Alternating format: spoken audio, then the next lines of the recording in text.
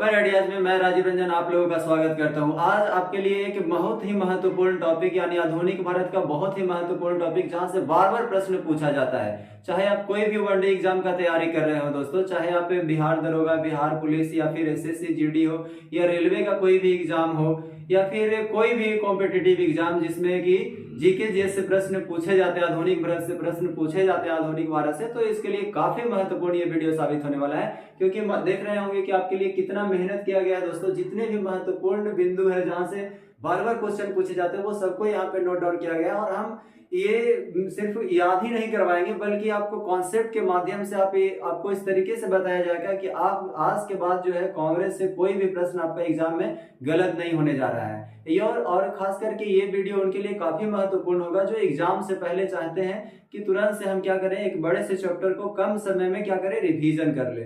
तो चलिए हम लोग स्टार्ट करते हैं। कांग्रेस को समझते हैं सबसे पहले कि आखिर कांग्रेस की क्या भूमिका है। बता दें आपको कि आधुनिक भारत के इतिहास में आखिर भारतीय राष्ट्रीय कांग्रेस की क्या भूमिका रही। सबसे पहले हम इसको समझ लेते हैं। तो बता दें मेरे भाई कि ब्रिटिश के आगमन से पहले भारत एक आत्मनिर्भर राष्ट्र हुआ करता था, लेकिन ब्रिटिश के आगमन के बाद उसकी आर्थिक नीतियों के कारण भारत की आत्मनिर्भरता क्या होने लगी, समाप्त होने लगी। आर्थिक स्थिति बहुत ही बदहाल होने लगी, जिसके कारण भारतीय लोगों में, भारतीय जनता में काफी असंतोष उभर करके सामने आने लगा। और ये असंतोष अपने विभिन्न आंदोलनों के माध्यम से क्या किए, दिखाने लगे। लेकिन अभी तक ये देखा गया कि जितने भी आंदोलन उन लोगों ने किए जिसमें राजनीतिक सहभागिता देखने को नहीं मिला, यानी फिर यूं कहें कि राजनीतिक हिस्सेदारी देखने को नहीं मिला। ठीक है, तो इन्हीं कमियों को, इन्हीं अंतराल को दूर करने के लिए भारतीय राष्ट्रीय कांग्रेस की स्थापना हुई। और इस राष्ट्रीय कांग्रेस की स्थापना के बाद दोस्तों क्या हुआ कि विदेशी शासन से क्या किया गया, भारत को जो है मुक्ति दिलाने का काम स्टार्ट हो गया। ठीक है ना। इस तरह से हम लोगों ने भारतीय राष्ट्रीय कांग्रेस का ये भूमिका रहा दोस्तों। अब हम लोग जानते हैं कि आखिर भारतीय राष्ट्रीय कांग्रेस का स्थापना किनके द्वारा किया गया, कहाँ किया गया और कितने अधिवेशन हुए, इन लोगों को हम समझते हैं। तो चलिए स्टार्ट। देखिए कांग्रेस की अगर हम बात करें मेरे भाई, तो कांग्रेस जो है क्या है, अमेरिकी भाषा का शब्द है। क्या है, अमेरिकी भाषा का शब्द है। इसका अर्थ होता है लोगों का समूह। ठीक है, और इसका प्रयोग सबसे पहले दादा भाई नौरोजी के द्वारा किया गया था। एक बात यहाँ पे आपको ये जानना है मेरे भाई कि कांग्रेस जो है, भारतीय राष्ट्रीय कांग्रेस की अगर हम बात करें तो सबसे पहले इसका नाम था भारतीय राष्ट्रीय संघ, लेकिन दादा भाई नौरोजी के सुझाव पर आगे चल करके भारतीय राष्ट्रीय संघ को भारतीय राष्ट्रीय कांग्रेस से कर दिया गया। और इस प्रकार से सबसे पहले प्रयोग कौन किए हैं, तो दादा भाई नौरोजी के द्वारा इसका प्रयोग किया गया है। और स्थापना की अगर हम बात करें मेरे भाई, तो एक अंग्रेज आईसीएस अधिकारी जो A.O. ह्यूम, इसको हम एलन एक्टोबियन ह्यूम के नाम से जानते हैं, इनके द्वारा क्या किया गया था। आईसीएस रिटायर्ड अधिकारी थे जो कि अंग्रेजी थे ये। ठीक है, इनके द्वारा स्थापना किया गया था। और द्वितीय संस्थापक के रूप में सुरेंद्र नाथ बनर्जी को जाना जाता है। ठीक है, और इस समय के जो भारतीय वायसराय हुआ करते थे वो लॉर्ड डफरिन हुआ करते थे। ठीक है, कौन हुआ करते थे, लॉर्ड डफरिन। अगर हम प्रथम महासचिव की बात करें दोस्तों भारतीय राष्ट्रीय कांग्रेस के, तो A.O. ह्यूम जो है प्रथम महासचिव हुए। ठीक है, और विलियम वेडरबर्न A.O. ह्यूम की जीवनीकार कौन थे, तो यहाँ से पूछा जाता है कि एलन एक्टोबियन ह्यूम के जीवनीकार कौन थे, तो विलियम वेडरबर्न जो थे इनके जीवनीकार थे। ठीक है, अब हम देखते हैं दोस्तों कि प्रथम अधिवेशन, तो प्रथम अधिवेशन इसका कब हुआ दोस्तों, 1885 ईस्वी में। कहाँ हुआ, तो मुंबई में। लेकिन यहाँ से एक चीज आपको बता दें दोस्तों, सबसे पहले ये जो था महाराष्ट्र के पूना में आयोजित होना था, लेकिन पूना में प्लेग फैल जाने के कारण इसका आयोजन कहाँ हुआ दोस्तों, तो मुंबई में हुआ। और किसके द्वारा किया गया, तो W.C. बनर्जी के द्वारा किया गया। ठीक है, और इसमें कुल 72 सदस्य शामिल थे, और जिसमें से अधिकतर लोग जो थे वो क्या थे, वकील, डॉक्टर, प्रोफेसर, इंजीनियर। यानी ये जो संगठन था मेरे भाई, एक बहुत ही पढ़े लिखे शिक्षित व्यक्तियों के एक संगठन था। ठीक है ना। और सबसे ज्यादा जो शामिल हुए थे वो टोटल 39 वकील जो है इसे प्रथम अधिवेशन में शामिल हुए थे। और इस प्रथम अधिवेशन में कुल 9 प्रस्ताव क्या किया गया, पारित किया गया। और हम बता दें मेरे भाई कि W.C. बनर्जी यानी भूमेश चंद्र बनर्जी जो थे एक ऐसे भारतीय हुए जो ब्रिटिश हाउस ऑफ कॉमन के चुनाव लड़ने वाले प्रथम भारतीय हुए।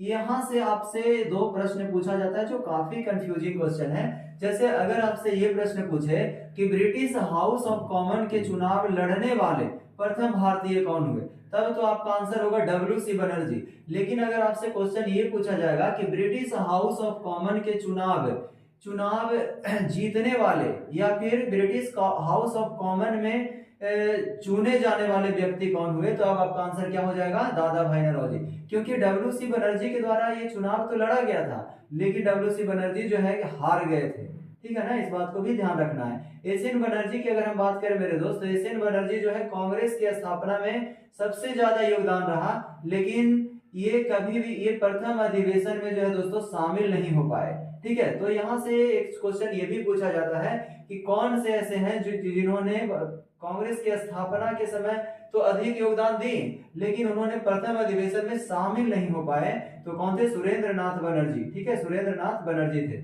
इस बात को ध्यान रखना है। तो ये सभी जो था महत्वपूर्ण बात था दोस्तों प्रथम अधिवेशन से रिलेटेड, ठीक है।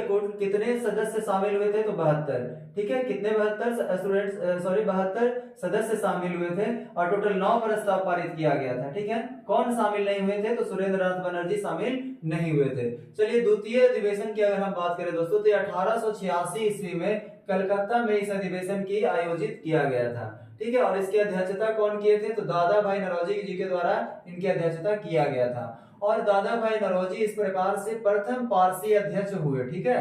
तो प्रथम पारसी अध्यक्ष चुने जाने वाले कौन हुए दोस्तों, तो दादा भाई नौरोजी, ठीक है। लॉर्ड डफरिन जो है इस सम्मेलन में भाग लेने वाले सदस्यों को क्या किया, भोज करवाया। और लॉर्ड डफरिन के द्वारा जितने भी सदस्य द्वितीय अधिवेशन में शामिल हुए, उस सम्मेलन में सदस्यों जितने भी शामिल हुए सबको क्या किया गया, लॉर्ड डफरिन की तरफ से भोज करवाया गया। और इनके द्वारा जो भोज करवाया गया उसे हम गार्डन पार्टी की संज्ञा दिया गया है।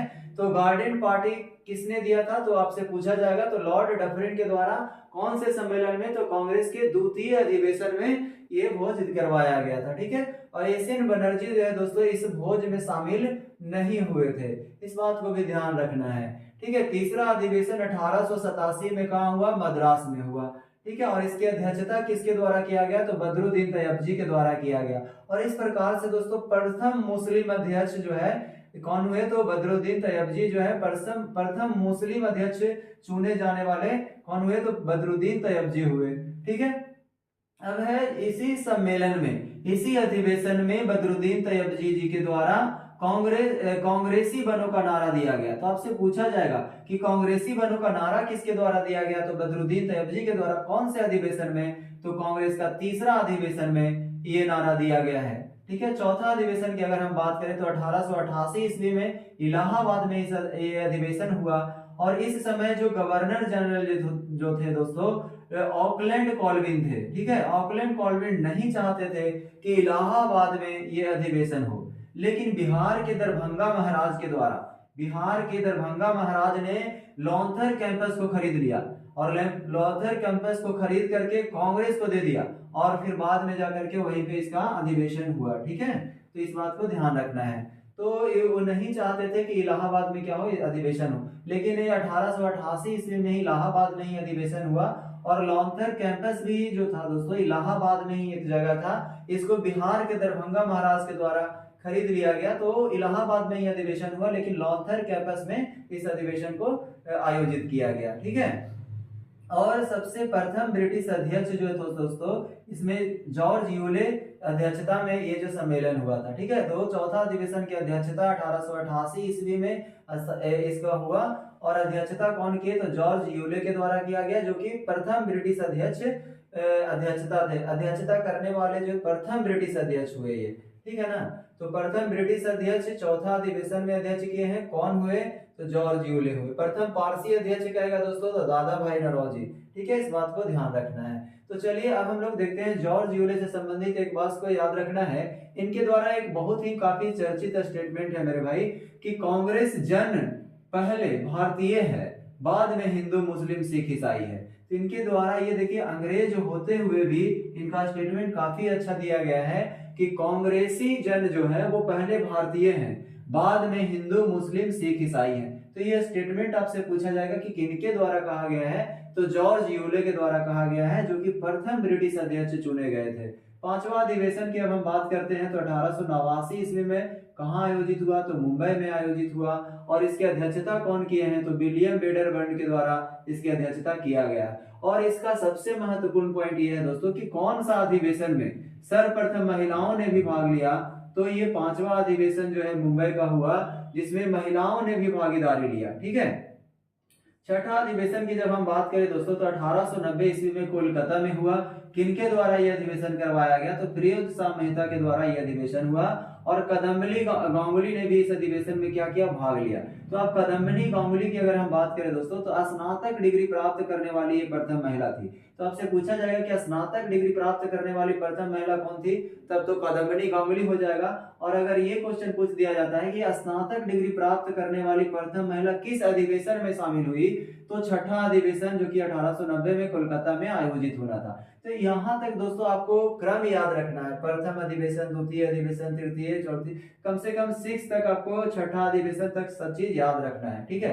अब इसके बाद जो भी याद रखना है तो ईस्वी के हिसाब से याद रखना है, इसलिए यहाँ से हम लोग ईस्वी तो 1891 की, क्योंकि बहुत सारे 1947 तक जो है दोस्तों भारत आजाद होने तक अधिवेशन होता रहा है, तो हम लोग उतना हर अधिवेशन जो है परीक्षा के दृष्टिकोण से महत्वपूर्ण नहीं है, तो हम लोग जो महत्वपूर्ण है उसको हम याद रखने का प्रयास करेंगे। तो 1891 ईस्वी में का वार्षिक अधिवेशन हुआ दोस्तों, कहाँ हुआ, तो महाराष्ट्र के नागपुर में हुआ है। ठीक है। और पी आनंद चार्लू की अध्यक्षता में यह अधिवेशन को आयोजित किया गया था। और इस अधिवेशन का सबसे महत्वपूर्ण बात यह है कि राष्ट्रीयता का महत्व को बताया गया इस अधिवेशन में। तो कौन सा अधिवेशन में राष्ट्रीयता के महत्व को बताया गया, तो 1891 का वार्षिक अधिवेशन में बताया गया। ठीक है। 1892 का वार्षिक अधिवेशन की बात करें दोस्तों तो ये अधिवेशन जो था लंदन में होना था, लेकिन लंदन में आम चुनाव होने के कारण ये अधिवेशन जो है कहाँ संपन्न हुआ, तो इलाहाबाद में संपन्न हुआ। और इसकी अध्यक्षता WC बनर्जी के द्वारा किया गया। ठीक है। तो इस बात को ध्यान रखना है। तो 1892 का वार्षिक अधिवेशन कहाँ प्रस्तावित होना था, तो लंदन में होना प्रस्तावित था, लेकिन वहां पे आम चुनाव होने के कारण ये जो अधिवेशन कहाँ हुआ, तो इलाहाबाद में। और इसकी अध्यक्षता कौन की, तो WC बनर्जी के द्वारा किया गया। 1893 का वार्षिक अधिवेशन की बात करें दोस्तों तो लाहौर में किया गया।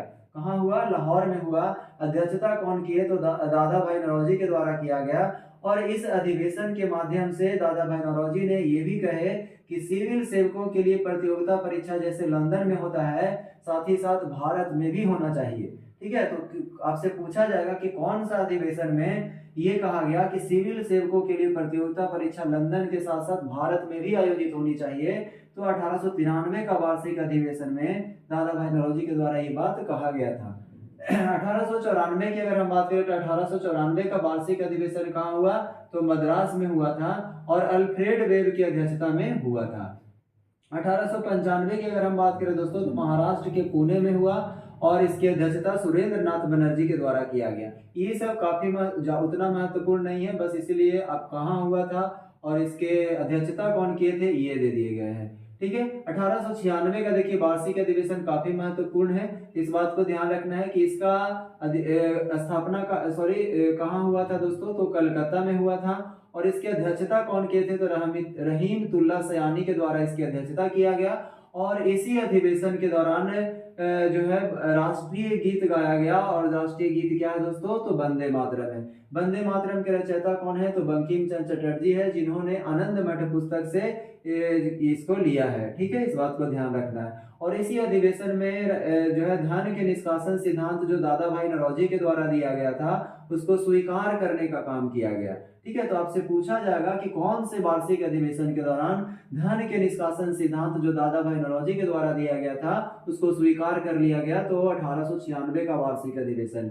कौन से अधिवेशन के दौरान राष्ट्रीय गीत गाया गया, तो जो है 1896 का वार्षिक अधिवेशन। ठीक है ना। तो इस बात को सबसे पहली बार जो है राष्ट्रीय गीत वंदे मातरम इसी अधिवेशन में गाया गया था। 1901 की अगर हम बात करें दोस्तों तो ये परीक्षा के दृष्टिकोण से इसलिए महत्वपूर्ण है क्योंकि ये जो है इसी अधिवेशन में महात्मा गांधी ने पहली बार भाग लिए थे। ठीक है। और ये अधिवेशन कहाँ हुआ था, तो कोलकाता में हुआ।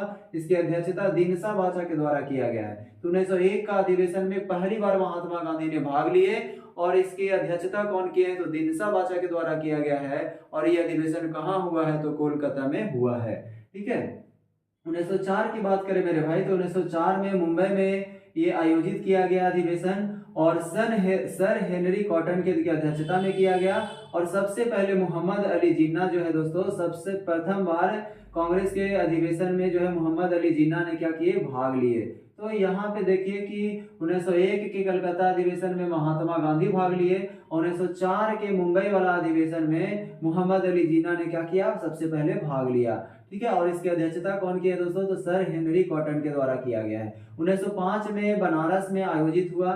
ठीक है, अधिवेशन 1905 का वार्षिक अधिवेशन जो है कहाँ आयोजित हुआ, तो बनारस में आयोजित हुआ, जिसका अध्यक्षता गोपाल कृष्ण गोखले जी के द्वारा किया गया।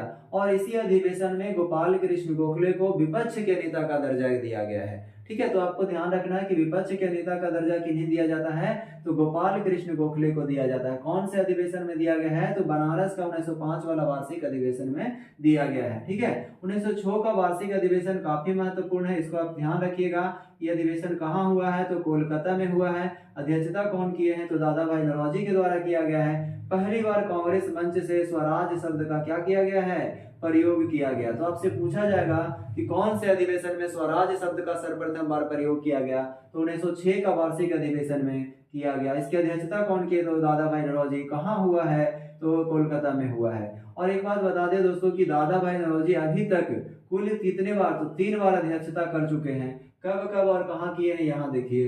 दादा भाई नौरोजी जो है दोस्तों 1886 ईस्वी में कलकत्ता की अध्यक्षता, कलकत्ता अधिवेशन की अध्यक्षता की। 1893 के लाहौर अधिवेशन की 1893 के लाहौर अधिवेशन की अध्यक्षता की। 1906 का कलकत्ता अधिवेशन की अध्यक्षता की। तो आपसे पूछा जाएगा कि दादा भाई नौरोजी के द्वारा कुल कितने बार अध्यक्षता किए गए और कब कब किए गए। ठीक है, तो याद रखना 1886, 1893 और 1906 में। कहाँ, तो 2 बार कलकत्ता में किए हैं और 1 बार लाहौर में किए हैं। ठीक है, इस बात को ध्यान रखना है। 1907 का वार्षिक अधिवेशन काफी महत्वपूर्ण है मेरे भाई। देखिए 1907 का वार्षिक अधिवेशन सूरत में हुआ। कहाँ हुआ, सूरत में हुआ। और इसकी अध्यक्षता किसके द्वारा, तो रास बिहारी घोष के द्वारा इसकी अध्यक्षता किए गए। और 1907 के वार्षिक अधिवेशन में ही क्या हुआ दोस्तों कि उग्रवादी जो थे, उग्रवादी विचारधारा के जो लोग थे, वो चाहते थे कि बाल गंगाधर तिलक में से या फिर बाल गंगाधर तिलक को या लाला लाजपत राय को इसकी अध्यक्ष बनाया जाए। लेकिन वही उदारवादी लोग जो थे वो चाहते थे कि रास बिहारी घोष को ही अध्यक्ष बनाया जाए। लेकिन अंत में जाकर के उदारवादी लोगों की बात मान लिया गया, और उन्हीं लोगों के माने जाने पर जो है रास बिहारी घोष को क्या किया गया, अध्यक्ष इस अधिवेशन का बनाया गया। और इस प्रकार से प्रथम बार 1907 ईस्वी में पहली बार कांग्रेस में जो है 2 भागों में बट गया। एक भाग नरम दल, दूसरे भाग गरम दल। और इसी घटना को इतिहास में सूरत फुट के नाम से जाना जाता है। ठीक है, तो ध्यान रखना है कि इसी घटना को सूरत फुट के नाम से जाना जाता है। ठीक है, तो 1907 में क्या हुआ दोस्तों, तो 1907 में कांग्रेस जो है पहली बार 2 भागों में बट गया, नरम दल और गरम दल। किस कारण से बटा, ये आपको बता दिए कि उग्रवादी लोग चाहते थे, उग्रवादी विचारधारा के जो लोग थे वो चाहते थे कि या तो बाल गंगाधर तिलक इसकी अध्यक्षता करें या फिर लाला लाजपत राय इसकी अध्यक्षता करें। वही उदारवादी विचारधारा के जो लोग थे वो चाहते थे कि रास बिहारी बोस को अध्यक्ष बनाया जाए। लास्ट में रास बिहारी बोस को ही अध्यक्ष बनाया गया, और इस प्रकार से सूरत का जो 1907 का वार्षिक अधिवेशन हुआ वो रास बिहारी घोष की अध्यक्षता में हुआ। और जो 2 भागों में कांग्रेस जो बट गया, उसी को हम लोग इस घटना को इतिहास में सूरत फुट के नाम से जाना जाता है। इस बात को भी ध्यान रखना है। तो आपसे पूछा जाएगा कि सूरत फुट कब हुआ, तो 1907 में हुआ। इस बात को ध्यान रखना है। 1908 में मेरे भाई मद्रास में मद्रास में इसका आयोजन किया गया। 1908 के भारतीय राष्ट्रीय कांग्रेस का जो अधिवेशन मद्रास में आयोजित किया गया, रास बिहारी घोष के द्वारा क्या किया गया। देखिए 1907 में भी रास बिहारी घोष है, 1908 में भी रास बिहारी घोष की अध्यक्षता में हुआ है। ठीक है, कांग्रेस के लिए संविधान का निर्माण इसी अधिवेशन से क्या हो गया, प्रारंभ हो गया। तो यहाँ पे हम लोग देखते हैं कि इस 1908 के वार्षिक अधिवेशन में ये देखा गया कि कांग्रेस के लिए भी संविधान का निर्माण क्या हो गया, प्रारंभ हो गया। तो इस बात को भी ध्यान रखना है। तो आपसे पूछा जाएगा कि कांग्रेस के किस अधिवेशन से कांग्रेस के लिए भी संविधान निर्माण करने की बात कही गई, तो 1908 के वार्षिक अधिवेशन से। 1909 की अगर हम बात करें दोस्तों, तो लाहौर में ये जो है 1909 का वार्षिक अधिवेशन कांग्रेस का जो था लाहौर में संपन्न हुआ। इसकी अध्यक्षता कौन की है, तो मदन मोहन मालवीय जी के द्वारा किया गया। और इसी अधिवेशन में मदन मोहन मालवीय ने लॉर्ड रिपन को सबसे लोकप्रिय वायसराय घोषित करने का काम किया। ठीक है, तो कौन से अधिवेशन में मदन मोहन मालवीय के द्वारा लॉर्ड रिपन को सबसे लोकप्रिय वायसराय घोषित किया गया? तो 1909 के लाहौर अधिवेशन में घोषित किया गया। ठीक है, 1910 की अगर हम बात करें मेरे भाई, तो इलाहाबाद में इस वार्षिक अधिवेशन का आयोजन हुआ और विलियम वेडरबर्न के द्वारा जो है अध्यक्षता किया गया। ठीक है, तो यहाँ पे हम लोगों ने देखा कि 1910 में इलाहाबाद में आयोजित किया गया और किसके द्वारा अध्यक्षता किया गया दोस्तों? तो विलियम वेडरबर्न के द्वारा। 1911 का जो वार्षिक अधिवेशन हुआ मेरे भाई, तो ये कलकत्ता में हुआ। कहाँ हुआ? कलकत्ता में। ये काफी महत्वपूर्ण है, आपको ध्यान रखना है। 1911 का वार्षिक अधिवेशन कहाँ आयोजन हुआ इसका? तो कोलकाता में आयोजन हुआ। अध्यक्षता कौन की? तो बीसन नारायण धर के द्वारा इसकी अध्यक्षता किया गया। और इसी अधिवेशन में सर्वप्रथम राष्ट्रगान यानी जन गण मन को गाया गया। और जन गण मन के रचयिता कौन है? तो रविन्द्रनाथ टैगोर है। कौन है? रविन्द्रनाथ टैगोर है। ठीक है, 1912 में अगर हम बात करें दोस्तों, तो 1912 का जो वार्षिक अधिवेशन था वो पटना के बांकीपुर में आर.एन. मधोलकर के द्वारा जो है इसकी अध्यक्षता किया गया। ठीक है, और इस दौरान जो है 1912 के पटना में जब बांकीपुर में अध्यक्षता हो रहा था, इसी दौरान क्या हुआ था दोस्तों? 1912 में कांग्रेस के जनक के रूप में जो है ए.ओ. ह्यूम को घोषित किया गया कि कांग्रेस के जनक के रूप में कौन सा अधिवेशन में घोषित किया गया? तो 1912 में। आखिर इसी अधिवेशन में ए.ओ. ह्यूम को, एलन एक्टोबियन ह्यूम को कांग्रेस का जनक के रूप में क्यों घोषित किया गया? तो क्योंकि दोस्तों एलन एक्टोबियन ह्यूम का निधन जो है 1912 ईस्वी में ही हुआ था। इस प्रकार से कांग्रेस के मंच से ये आह्वान किया गया कि कांग्रेस का जनक जो है एलन एक्टोबियन ह्यूम है। ठीक है, तो आपसे पूछा जाएगा कि कौन से अधिवेशन में और ये अधिवेशन कहाँ हुआ था जिसमें ये घोषणा किया गया कि एलन एक्टोबियन ह्यूम जो है कांग्रेस के जनक हैं। ठीक है, तो ये सभी बातों को आपको ध्यान रखना है। तो चलिए इसके आगे अब हम लोग देखेंगे अगले वीडियो में। धन्यवाद।